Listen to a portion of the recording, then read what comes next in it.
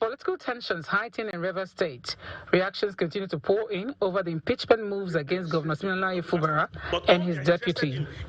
Across the state, stakeholders are voicing divergent opinions, raising concerns about governance, constitutional order, and the potential impact of the crisis on peace and stability. Youth leaders under the South-South Youth Initiative, as well as Niger Delta Ethnic Youth Leaders Forum, have strongly criticized the impeachment bid, describing it as politically driven and constitutionally questionable.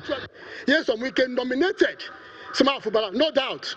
But then we expected when you nominated Fubara, you said this was an ordained person, that His Excellency Fubara, the Executive Governor of Rivers State, was ordained as the Messiah that will lead Rivers State from the situation that we are today to the land of Jerusalem. Unfortunately, ever since Fubara became the governor and the Rivers people supported him to become the governor of Rivers State, Wike has not allowed Rivers State to be in peace. We want Nigerians to be aware that the recent impeachment notice coming from the Rivers State House of Assembly led by Martin Zamuwili, it's not as a result of any financial misconduct. It's not as a result of financial issue. Rather, we see this as a total witch hunting from the Wike circle. Meanwhile, the Rivers Elders and Leaders Forum is calling for greater transparency, demanding clarity on any alleged agreements said to be fueling the crisis. A member of the forum, Anaf Saraibe, insists Rivers people deserve full disclosure. Impeachment was not meant for political witch hunting, and what we are seeing today is political witch hunting. I think Rivers people are not fed up.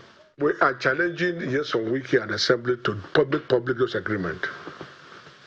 Those agreements are not known to Rivers people. And the governor is the governor of Rivers State. You cannot make agreements that are not known to Rivers people and expect the Rivers people to accept such agreement.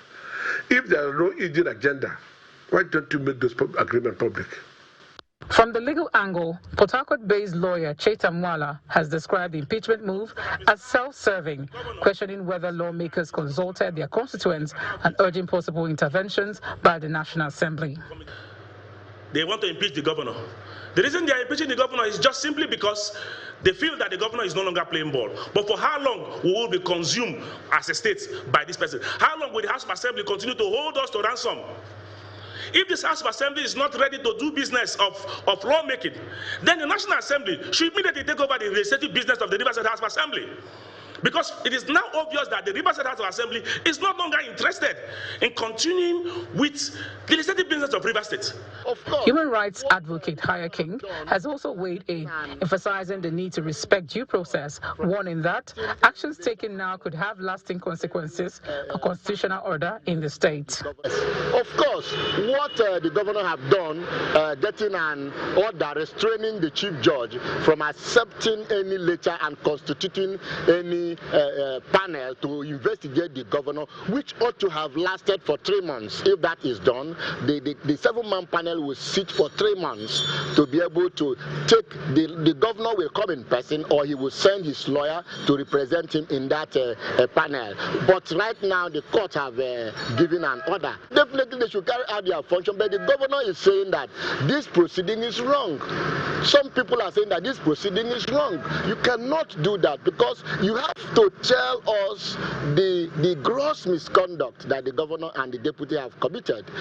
As reactions continue to trail the unfolding political crisis, residents of Rivers State remain watchful amid uncertainty over the next chapter in the state's political journey. Deborah Meyer Fubara, Channels Television News.